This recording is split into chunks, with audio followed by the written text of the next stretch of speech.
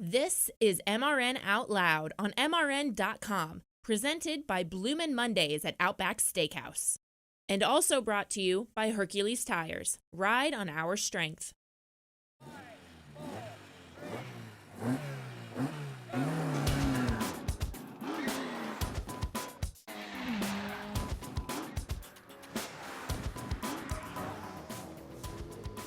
MRN Out Loud, presented by Outback Steakhouse, reviewing what happened this past weekend at Texas Motor Speedway and looking ahead to what we think might happen at Phoenix. Kevin Harvick, Bloomin' Monday, punches his ticket to the Championship 4 at Homestead Miami Speedway. Again. Then there were two. Dose. That means two people already guaranteed in for Homestead, two more spots. Are not guaranteed. But we have a good group of drivers that are fighting. You can either point your way in, but if one guy outside the points wins, then those guys are racing for positions. That's going to be a really intriguing race because we have a good group of guys that are outside the cutoff line, that are inside the playoffs, that can go to Phoenix and run well. Good question, might you ask? Wait. Who, Joey? Exactly. We see the competitors who got together less than a year and a half ago and rubbed fenders as they were racing. Chase Elliott and Denny Hamlin go there with a lot of good momentum. Going to Phoenix, they're chomping at the bit to go to Phoenix. Both those guys had trouble at Texas. Yep, both of them did. Both of them were outside the cutoff. Both of them go to Phoenix knowing they can run well there. Ryan Blaney can run well there, but so can Joey Logano and Kyle Busch. Yeah, that's the issue. Exactly right. So they're all good at this point. So we know two people are in. We have the 22 points ahead and 20 points ahead with Kyle Busch and Joey Logano figuratively together. But right outside that cut line, you've got some really, really strong competitors at Phoenix. But let's not jump ahead of ourselves. Texas was an amazing race.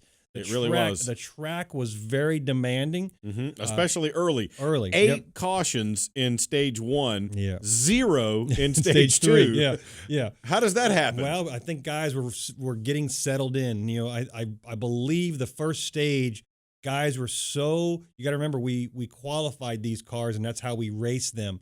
And we qualified, and we only had one lap. We weren't racing around anybody. And everybody that was having a problem was trying to trim their cars out for speed, and it didn't work. Kind of like the 4? It clearly, he was fast. It worked for him. It worked for him, but he didn't race around a lot of people except for the restarts. He was so fast, he was able to stay out in front. Well, he had the pit road penalty and then got mixed back in traffic for a little while. It took him a while to get back to the front, but once he did, boy, it was lights out. Out in front, but everybody that had a problem, it wasn't like they were wrecking into each other, right? Everybody was getting loose either off of turn 2 or off of 4 and caused a lot of calamity.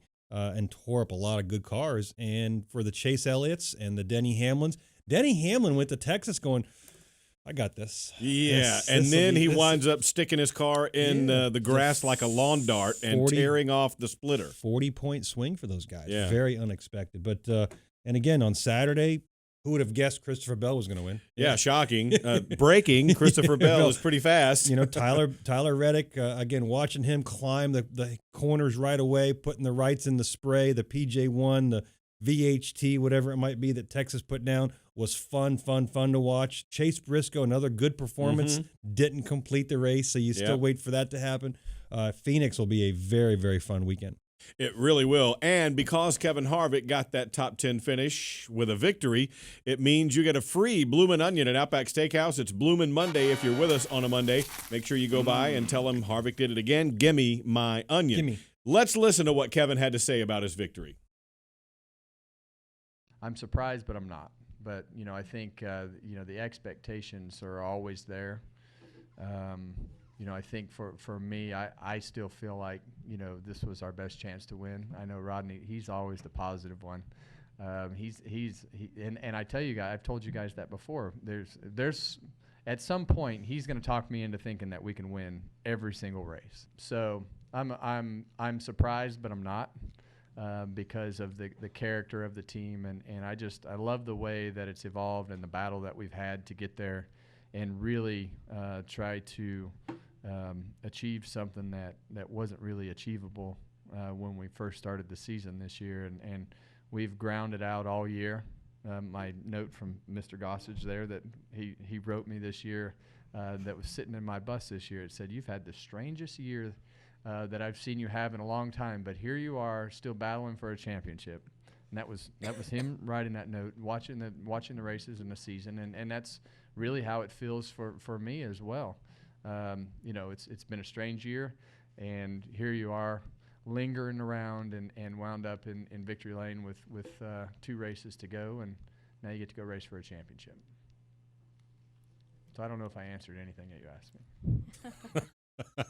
Kevin Harvick, 2 things there. That's his 3rd straight fall win at Texas. And Rodney Childers is a lot younger than I remember. Well, yeah, mash your button over this there. Work Yeah, over is here? this on? He ran so well, he got younger. It's Halloween. It was Like if you go at the speed of light, you're actually you're not backwards. aging as fast as everybody else? It was Halloween. Oh, okay. Is that what it Halloween, was? yeah, yes. All right.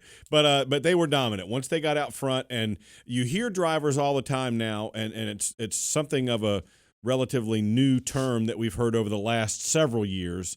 I'm talking about eras now, Sure. getting control of the race. Sure. And once they got it, they were hard to deal with. Well, let's not overlook the fact that not even the 4 car had a good day, but Stuart Haas had a 1, 2, 3 day. Yeah. So clearly the agenda, the mentality, the setup, whatever word you want to use, going forward with Stuart Haas, Clint Boyer was still good. They just had some issues, but they had good speed. So all 4 of their cars showed great speed throughout the entire weekend.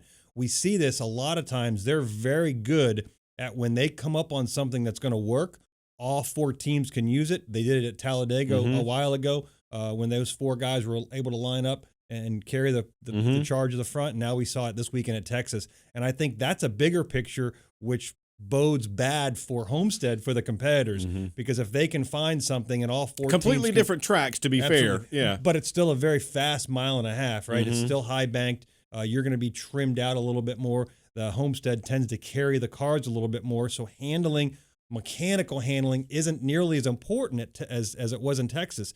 Texas has that turn 1 and 2 where it lays down, it's a little bit flatter. You're relying on the mechanical grip to keep that car under you. You go to a place like Homestead, you can trim the car out even more. Use the banking. You can use the speed out of your aero side of the car you don't need it anymore. You know? Yeah.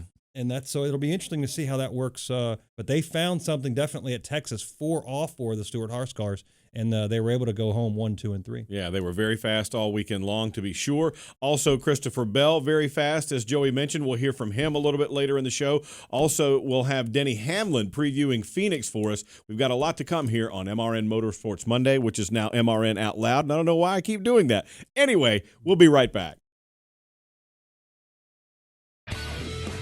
Here's your chance to win a set of your very own Hercules tires. Go to HerculesTires.com/MRN. Simply register, and each month we'll give away 1 set of tires. Hercules Tires has the value, selection, and industry-leading mileage coverage to get you wherever you need to go, no matter where the road takes you. Register now for your chance to win a set of Hercules tires at HerculesTires.com/MRN. Hercules Tires. Ride on our street. It wasn't just built to be a museum. It was built to be a shrine to the history, heritage, and future of the sport we love. This is our house, the NASCAR Hall of Fame, and it's packed full of classic and present-day cars, including Petty's, Earnhardt's, and Waltrip's, as well as interactive experiences, realistic racing simulators, and much more. Plan a trip to the NASCAR Hall of Fame in Charlotte. Tickets at NASCARHall.com. NASCAR Hall of Fame. This is our sport. This is our house. G'day, America. It's the moment you've all been waiting for. That's right, Outback Delivery is here.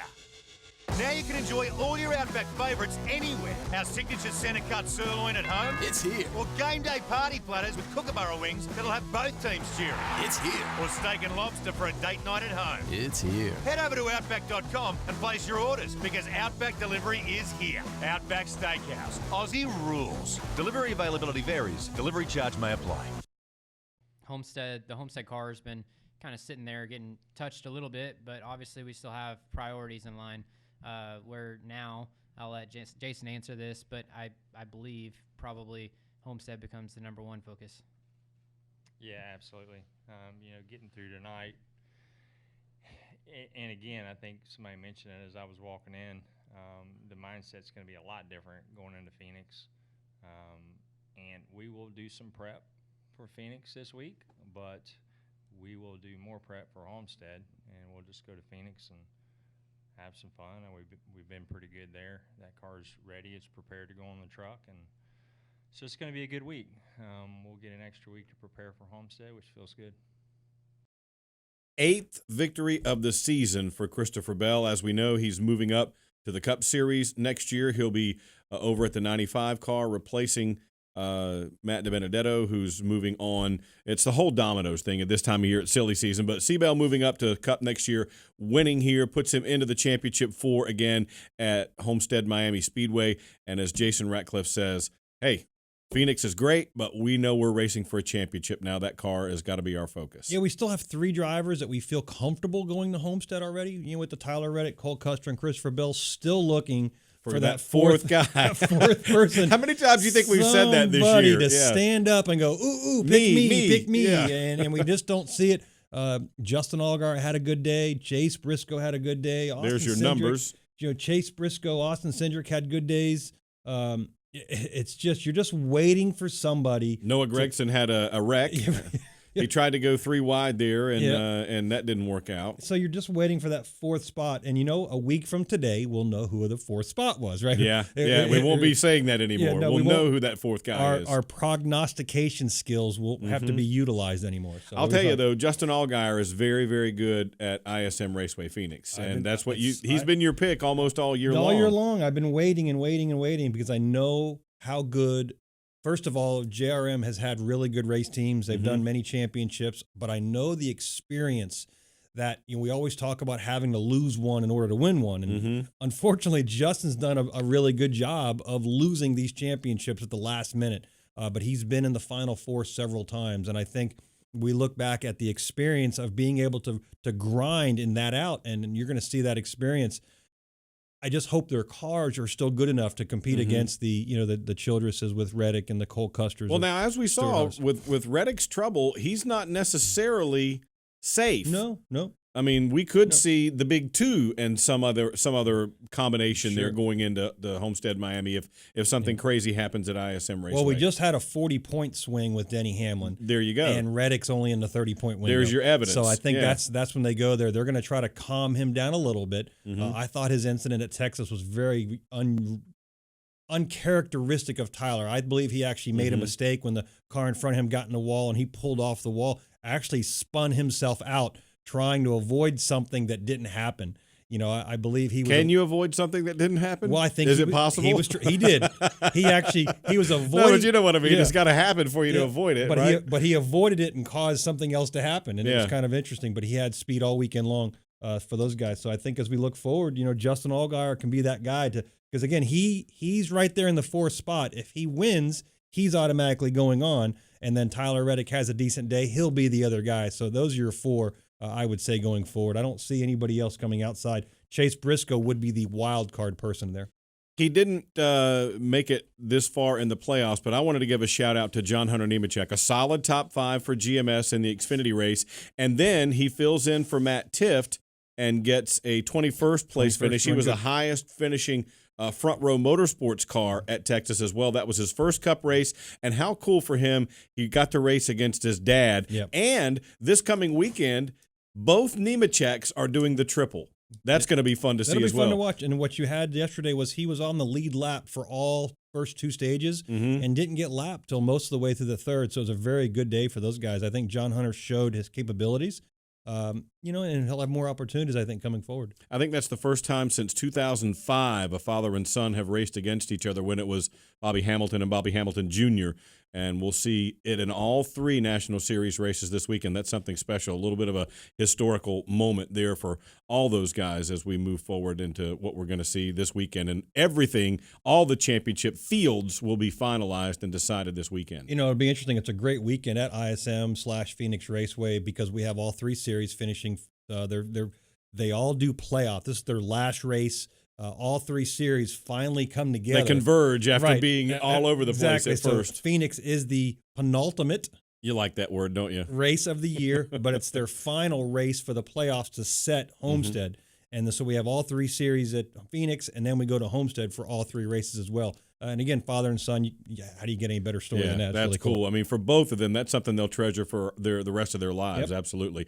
Truck Series, we need to mention quickly, they will go as well. They were off this weekend after running at Martinsville. You see the story there. Brett Moffitt, Stuart Friesen, Ross Chastain, and Austin Hill to the good. Matt Crafton and Tyler Ankrum below. We talked about last week what a slugfest it was for the truck guys at Martinsville. You haven't been much of a fan of the way they raced that one, but now we go to Phoenix, and all those guys have a pretty good shot. Although if you look at the divide there between Hill, Crafton, and Ankrum, that's not a big break between those guys, not a big split. No, I think if you're looking at that list of 6, you have to give Matt Crafton the heads up, the experience, the performance of their race team to try to get in that 4th spot to race essentially head-to-head against Austin Hill and Tyler Ankrum, assuming one of those guys or somebody outside doesn't win. And, you're looking at 11 points, 9 points there with Matt Crafton. I think he has the advantage there. The other 2 guys, Brett Moffitt, Stuart Friesen, clearly in the chase, and Ross Chastain is, man, what a season he's had. Yeah. So it'll be exciting. These last 2 races I enjoy thoroughly. As much as I despise and loathe the Martinsville truck race, I love. What do you really think? Don't hold back. I love Phoenix for the last race of the playoff, the race number 9 for the Cup side, right? Mm-hmm. And then we go to Homestead for all 3 races. But it'll be interesting to see, because what we're going to do is we're going to foreshadow next year. The championship will be in Phoenix, so you'll have a good idea of how that place is going to race out. We'll have all 3 series there as well. And also, we should mention too, there's a little bit more news that has been breaking as we're doing the show on a Monday. Don't forget, it's Bloomin' Monday. You can go by and get your free Bloomin' Onion because Kevin Harvick got another top 10 finish. Roger Penske, from the NASCAR side that we know, but a long history on the IndyCar side, is buying Indianapolis Motor Speedway and the IndyCar Series. Did that surprise you? Oh, a lot of surprise there. But I actually tweeted earlier, I thought with his 18 Indianapolis 500 victories, he owned the place already. It was just a matter of him paying for it. Yeah. We assume he bought it. Mm-hmm. They may have paid him to come get it. Who knows? As good as he's been. But we heard for all this time the Holman family saying, nope, not for sale, not going to happen. Yeah. But I think if it had to go and it had to be sold, I don't know the circumstances, but if it is sold or if it's going to be sold, Roger Penske's got to be the right guy, doesn't he? That'll be a great history to add on from the Holman Moody family. And he loves the Tony place. George and all that stuff. Who else? There's nobody else you could say. I was going to say, could you think of a better guy for that? Absolutely. For that, No, I can't. And we'll see improvements, whether it's the Brickyard 400, whether it's the Indianapolis 500, whether it's Grand Am, whether it's the road course. You're going to see improvements through the Penske eye mentality, and I've been associated with it for 10 years. Mm-hmm. Quick story: we had a hangar. Brad bought a hangar. We renovated it. We came in, and I was prideful of managing that hangar, and we did a whole bunch of renovations. We come in, and I think it's perfect. Mm-hmm. He comes in and went, change this, and this, and I felt so defeated. But here's the story: when it was done, as good as I thought we had done, it was better. There you go. And that's what you had. That was the interesting part. As good as I thought we had done getting it done, Roger came in and put his little fingerprints on it. Yeah, and it was better. I'm like, God, that guy's amazing. That's experience. Yeah, I mean, exactly. the guy's got a golden touch for sure. He absolutely does. He did a good job with everything else he's done. He's fairly successful. Yeah, just a little bit. If he really applies himself, maybe he'll amount to something here shortly. Another quick one before we go to break. Kyle Busch now announcing that he's going to drive the Rolex, Rolex 24 at Daytona coming up this year. It'll be, my understanding, in the GTD class, not the top class, but he's going to have a lot of fun, and I think that's just going to add to the star power of that event. Win, lose, or draw, when some of the NASCAR guys go down there, sometimes they do really well, sometimes they don't, but I think it makes it more fun when you see all the different disciplines coming together for that event. And one of the things, I think that was a good question that was asked of him, this will be one of the first times he's actually run in a lower class during the time a higher class is running. So he will be one of the guys that's going to be in the way. So and he recognized that. He's like, yeah, it'll be a good experience for me to experience it from the backside of being in that slower car and the discipline it takes. And he'll have spotters there, I'm sure, and being able to look out your mirrors, but still being in a fast car in your own series. but experiencing faster cars going around you. Yeah, for folks who aren't aware, they have all the divisions on the track at the same time in IMSA, and that makes for some strange moves occasionally. All right, we got to take another time out here on MRN Out Loud. See, I almost did it again, but I caught myself that time. When we come back, we'll hear from Denny Hamlin as we start talking about what we think might happen at Phoenix. G'day, America. It's the moment you've all been waiting for. That's right, Outback Delivery is here. Now you can enjoy all your Outback favourites anywhere. Our signature centre-cut sirloin at home. It's here. Or game day party platters with kookaburra wings that'll have both teams cheering. It's here. Or steak and lobster for a date night at home. It's here. Head over to Outback.com and place your orders because Outback Delivery is here. Outback Steakhouse. Aussie rules. Delivery availability varies. Delivery charge may apply. Since 1942, Freightliner has been an industry innovator, developing trucks renowned for their dependability and efficiency. Whether your job requires a dump truck, a concrete mixer, or a delivery truck, you can count on Freightliner to maximize your productivity. With a wide range of horsepower and torque rating that meet even the most demanding job conditions, Freightliner trucks are built to build your business. Learn more at Freightliner.com. Freightliner, work smart. The race to the championship is coming through the desert. It's the Blue Green Vacations 500 NASCAR semifinal race weekend at Phoenix's ISM Raceway. Now, after a $178 million modernization project, it's more personal than ever. With access that gets you into the infield and NASCAR garages and even closer to the cars and drivers. Don't miss the Blue Green Vacations 500 semifinal race weekend at ISM Raceway, November 8th through the 10th. Lock in your seats now at ismraceway.com. Yeah, I mean, the biggest thing I noticed from that change was just the restarts. Guys would, ultimately just pull straight down right there instead of it kind of being, having a corner just kind of separate. One of the biggest challenges, too, was trying to restart while you're in a corner in turns 3 and 4 there. So if you were probably 4 or 5 rows back, it was extremely hard to get your car to hook up and take off the way that you would want to. Ultimately, cars aren't going to take off longitudinally better if they're going through a corner. So it's very interesting, and you got to really be aware. And that's one of the things that can kind of catch you off guard with that start-finish line being there. Denny Hamlin talking about the start-finish line being flip-flopped, and he gave you a new word. It's longitudinally. Yeah, how about that? That's the word of the day. Yes, right? that's great. But what he's referring to is now that Phoenix has flipped the racetrack, and what they did was turns 1 and 2 are now turns 3 and 4. Turns 3 and 4 are now turns 1 and 2. Mm-hmm. The start-finish line is on the entrance to the dogleg. So cars are coming on what used to be the backstretch. Used to be the backstretch. So your cars are coming now into turn 3. You're going around the corner, and in that corner is the restart area. Well, once you're 3, 4, 5, 6 rows back, you got to go in the corner and make the corner to get going. Mm-hmm. And it's very difficult for these cars to have steering wheel input and apply the gas and expect the car to launch longitudinally. Right? I love it. Yeah, I knew you would like that. I heard him say that earlier, and I knew you would like that. So that's what he's talking about. That's why. So then once you get the car to launch longitudinally, you then make a hard left down on the apron, and cars will physically go 6, 7, They'll 8 spread cars all wide. out. Yeah. It's the widest portion. It's wider than Pocono on how many cars can get down there. The issue is you still got 2 lanes getting down into the It runs out quickly. 2 and 1. So now you got a funnel. So now it's a game of chicken. Now it's a game of, again, I've said this sport is selfish. Now it's a game of I'm coming up and you're going to allow me. Or are you? Right, exactly. So that's the game of chicken, because we have to get down to 2, possibly 3 lanes going down to turn 1. And that's where the restarts are very exciting there because it's so unique. It's going to be a lot of fun to watch, absolutely, as we move through there. And it applies in all 3 series. We see that spread as they get in the dog leg and then have to funnel it back down. What are some of the other characteristics of that track? Very flat. I talked with Jeremy Bullins over the weekend for a preview we're doing on NASCAR Live Tuesday nights at 7 o'clock Eastern Time with Mike Bagley about making cars fast at ISM Raceway in Phoenix, because he and Ryan Blaney finished 3rd way back in March. Yep. And he was talking about the differences and why you call it a short track versus an intermediate track when it's a mile. Yeah, one of the unique things, just like Loudon, New Hampshire, and I think everybody claims a short track has no banking. It's got single-degree banking in the corners, less than 5 degrees, well less than 10 degrees. There's no argument there. So I think that's why we consider it a short track.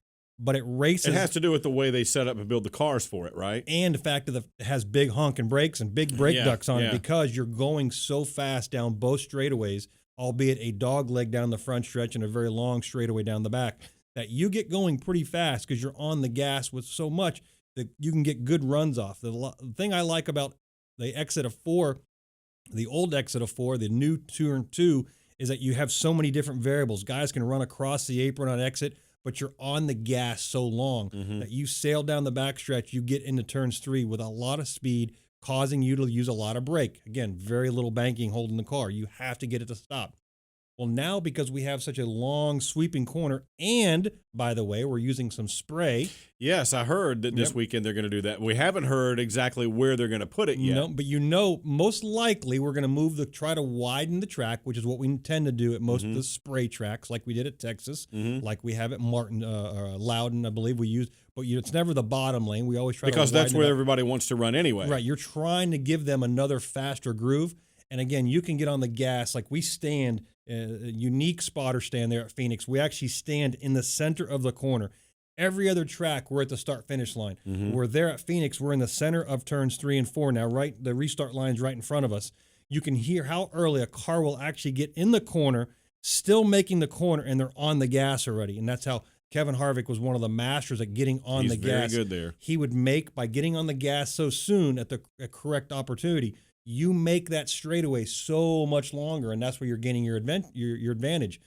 Unfortunately, when you get down the front stretch and you're all the way in turn 1, you got to stop. You got to slow down because you're going to make a 180-degree go back, and that's why these cars are set up with big brake ducts, a lot of big brakes, but at the same time, you're looking to reduce the drag and have the aero advantage to try to help you get through those corners. So it's really an anomaly on how fast we go with how flat this track is. I talked to a lot of different drivers, a handful of crew chiefs this past weekend, and one thing that kept coming up when we asked them about putting the spray down, the track bite, or whichever term you prefer, is the jury is out because a lot of them said, well, wherever they put it, that's where cars are going to go, and then they're not going to stay down in the bottom lane. It's not going to create 2 lanes. It's going to still have 1 lane, possibly, but it'll just be a different one. The only thing we know for certain is if they don't put it on the bottom, which it's a given, that shorter way around will always be on the bottom. And that advantage I'm not going to say it's an advantage relative to the guy. You're going to qualify on the bottom, right? Because that's the shortest way around. But if the high lane ends up coming in and it's faster, the bottom lane is still shorter. It's no different than it's why guys cut across the apron. It's not that qualifying. You're not trying to pass anybody. Exactly right. But you're trying to go the shortest distance around the track. And the reason on the restarts you jump to the apron is it's shorter. It's not because it's any faster. You're just trying to shorten the distance to where you're going. It's a physics thing. Exactly right. So that's the one advantage that the bottom lane will always have, referencing where the spray is. So we'll see. That'll be a very interesting relationship to see. And we're going to find out right away on Friday because all 3 series are just about on the track. It's going to be something. What about the asphalt itself there? Is it chewing up tires? Whose fault? Asphalt. We have a little bit of tire fall off there. Goodyear does a good job. But you can do 2 if you want. Absolutely. Yeah. You're going to see 2. You're going to see like we did at Texas this weekend, there were guys that did fuel only for 2 or 3 stops. Unfortunately, we like some more tire wear at Texas. We would like to see more tire wear at Phoenix. We're seeing a little bit now that the repave is coming on. I think they repaved it a handful of years ago. And we're going to see fall off. And again, a little bit of strategy. Pit road's kind of unique. It's one of the few places that we actually pit in the corner. Like Martinsville, a little bit. A little unusual, very unusual. From what we're normally used to. So a lot of strategy happens there. Good pit stalls, not so good pit stalls, and crew chiefs have a good time trying to, you pick by how you qualify. It's one of those things that you get to do. And so it'll be, we see a lot of strategy there. We'll see who pits around who at this late in the game. Does one of your teammates pit in front of the 18 car, for instance, trying to help you? So there's things like that go on as well. All right, let's give away some more stuff. We've already told folks they can go by Outback Steakhouse and get a free Bloomin' Onion on Bloomin' Monday because of Kevin Harvick's success. But wait, there's more. There's more. If you act right now Okay, we just got into a new month. Call now. Operators are standing by. And you don't need to buy one or two. We're going to give you 4. Every car has 4.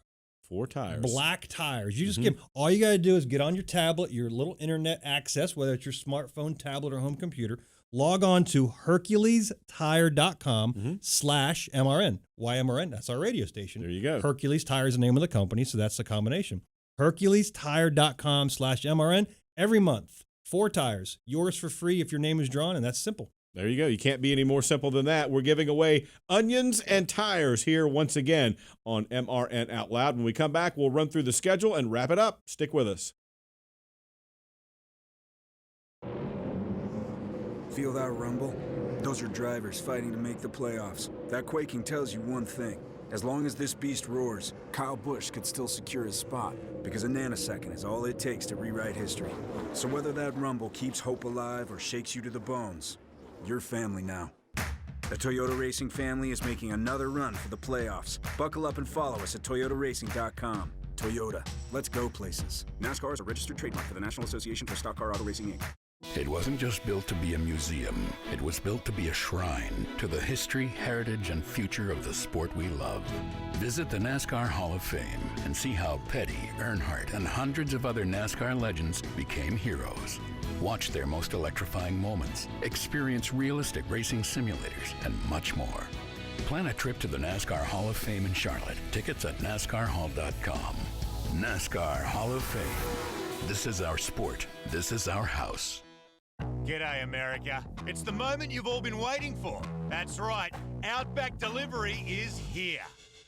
Now you can enjoy all your Outback favourites anywhere. Our signature centre cut sirloin at home. It's here. Or game day party platters with Kookaburra wings that'll have both teams cheering. It's here. Or steak and lobster for a date night at home. It's here. Head over to Outback.com and place your orders because Outback Delivery is here. Outback Steakhouse. Aussie rules. Delivery availability varies. Delivery charge may apply.